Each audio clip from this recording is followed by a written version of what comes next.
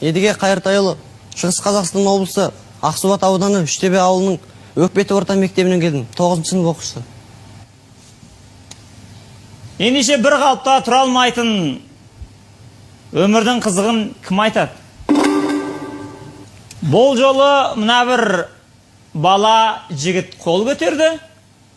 Енді жауабын тыңдайық. Ал айтшы.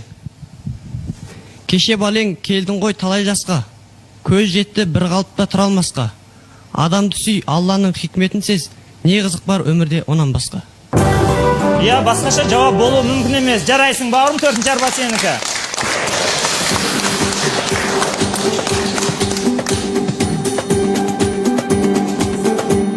Міне құрметті көрермендер, 4-ші арбаның да иегері табылды. Қазір енді аты жөнін біліп алайық, қайдан келіпті, сосын ойынды қыздырамыз.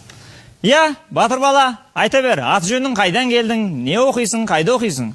Мен Едіге Қайыртайұлы, Шығыс Қазақстан облысы Ақсуат ауданы Үштөбе ауылының Өкпеті орта мектебінен келдім, 9-шы сынып оқушысы. Семей ғой сонда. Едіге, кел саған қолқа салайын бауырым, басқа кімге салам. Мынау Ақсуаттың өңірінде осы айтыста да біраз ақынның аузынан есімі шығып жатыр. Рүстем Қайыртайұлы деген бауырымыз бар. Рүстем қайдан шығады? Мынау Үштөбеде менің Қайыртай ағам болмағанда. Сол Қайыртай ағамның әулеті Аллаға шүкір кіндігінен кіл өнерпаздар туған.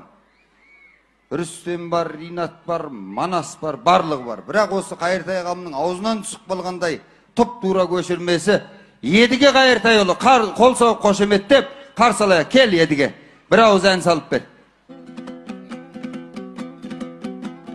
Мен ұрпағың өмірің боп таралған, мен ұрпағың қасиетіңнен әр алған, мен ұрпағың еске алатын өзіңді, мен ұрпағың қазағың боп жаралған.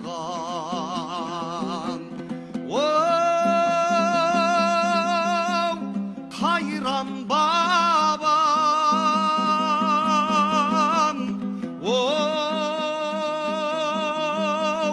қайранданам, алып тұлға байсалды адам, қалың жаудан тайсалмаған, ерлігіңе қайран қалам, қайран бабам.